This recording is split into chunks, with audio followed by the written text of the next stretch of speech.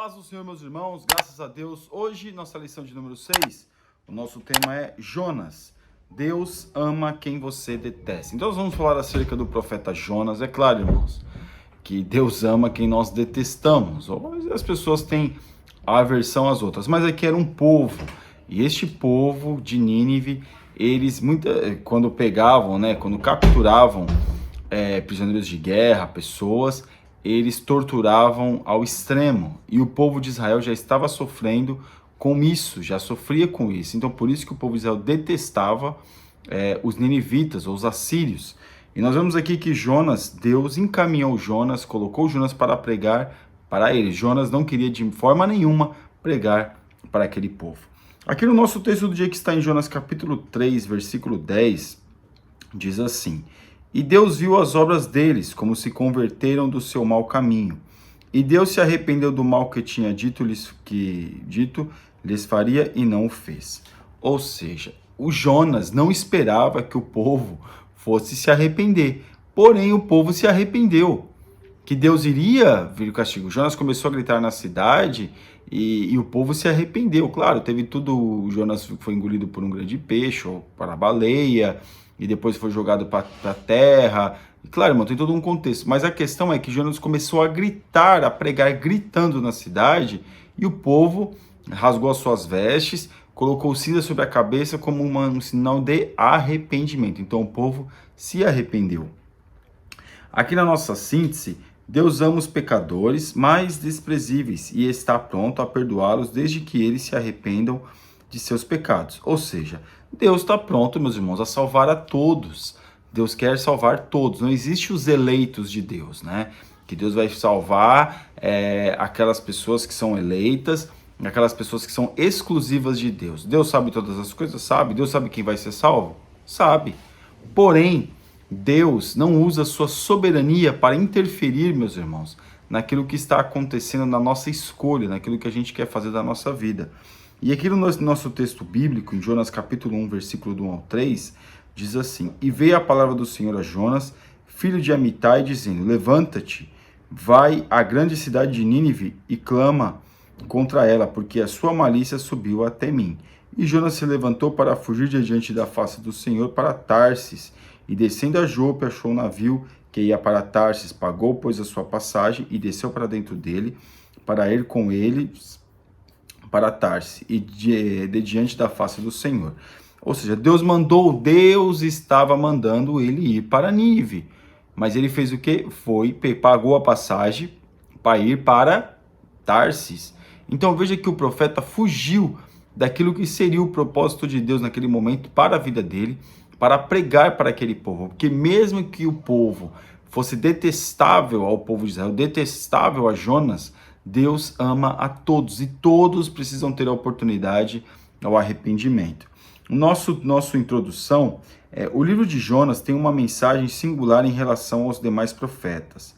Ele nos oferece a lição de que o amor de Deus não estava circunscrito apenas em Israel. Com certeza, irmãos, o amor de Deus não estava... Deus, como a gente vê na lição, Deus usa o povo de Israel, Deus quer usar o povo de Israel como um modelo para as outras nações de fidelidade para com Deus. Só que o povo se desviou deste caminho, deturpou o caminho que eles poderiam ser o quê? Serem pessoas que dariam o exemplo para os outros povos acerca da presença de Deus. E aqui no tópico 1, na parte 1, sua vida, Jonas era filho de Amitai de Gat-Hefer, da tribo de Zebulon, era um profeta galileu. A vila de Gat-Hefer ficava a 7 quilômetros da cidade de Nazaré. Os judeus na época de Jesus, Natanael, estavam enganados quando questionaram que nenhum profeta surgido de Nazaré. Estava próximo ali de Nazaré. Porém, meus irmãos, os profetas, na maioria deles, não eram homens de expressão na sociedade, eram homens simples, né? Alguns foram, como Isaías, que foi da monarquia, ele tinha parentes na monarquia. Nós vemos Daniel também, que era, vamos dizer assim, de um escalão maior. Mas nós vemos outros, meus irmãos, que eram pessoas comuns, que pegaram para o povo, que passaram por dificuldade, que cresceram no meio da dificuldade. E Jonas foi um desses. Aqui na parte de número 2, um testemunho. Esse livro, ao contrário dos demais profetas, é um relato histórico de que um profeta. O livro não é uma fábula, mas um testemunho verídico. É claro que às vezes as pessoas, ou até os contos, né, os contos, querem diminuir ou querem colocar como não existente, né, ou que nunca houve uma existência de um personagem chamado Jonas, que foi engolido por uma baleia e que essa baleia teve que entrar no rio para jogar o profeta para fora no país ou na cidade ao qual Deus o mandara ir. É claro que alguém vai dizer que isso é uma coisa de ficção, isso não existe, mas para nós que cremos em Deus, isso é a mais pura verdade, isso aconteceu porque nós cremos na palavra de Deus, nós cremos nessa palavra.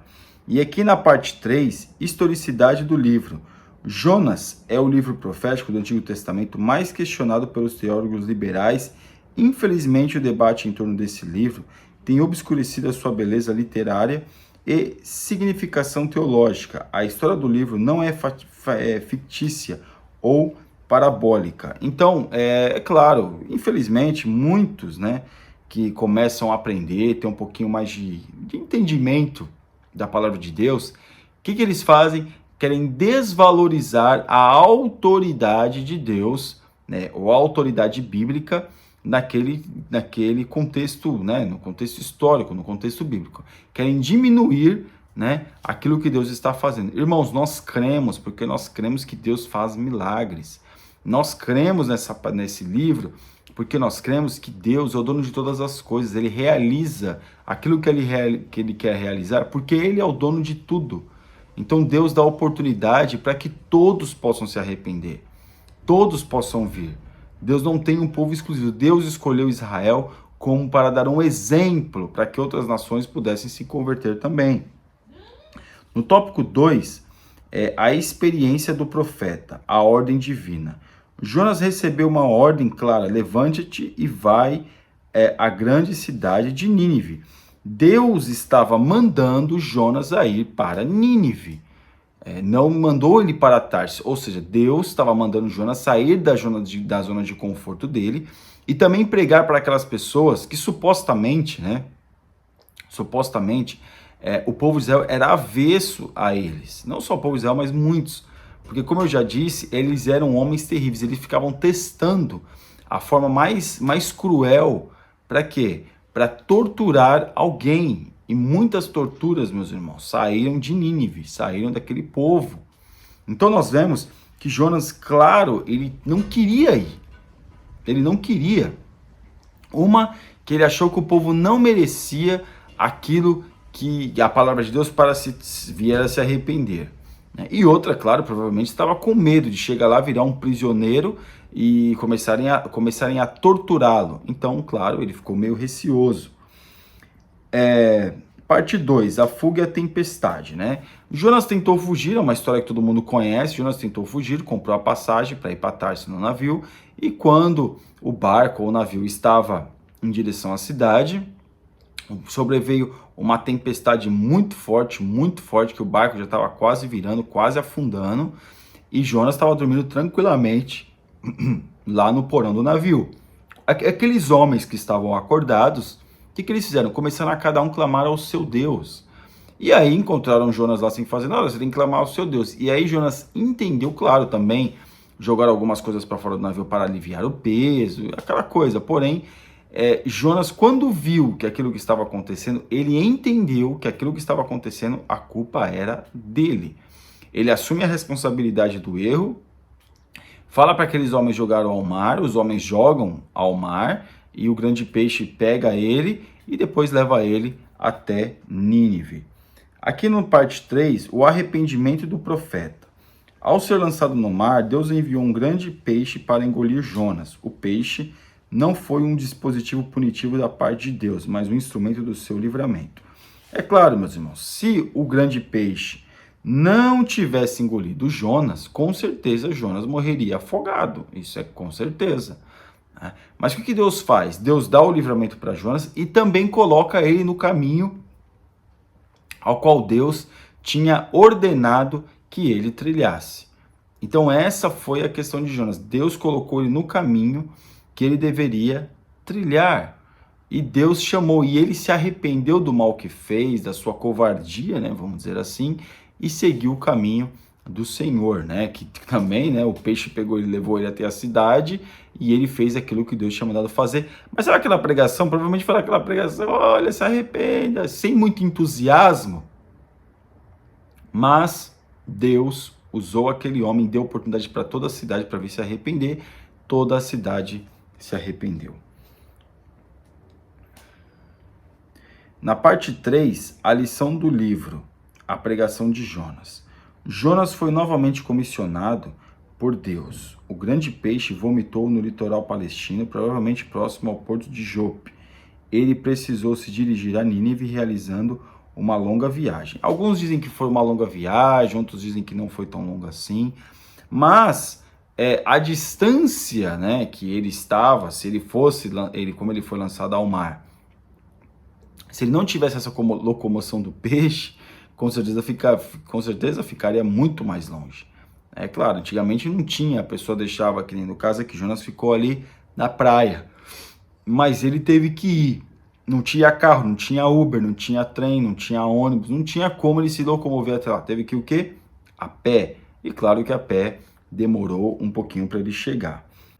O descontentamento do profeta. O arrependimento dos ninivitas não agradou a Jonas. Irmãos, Jonas estava esperando que Deus destruísse, né, a cidade.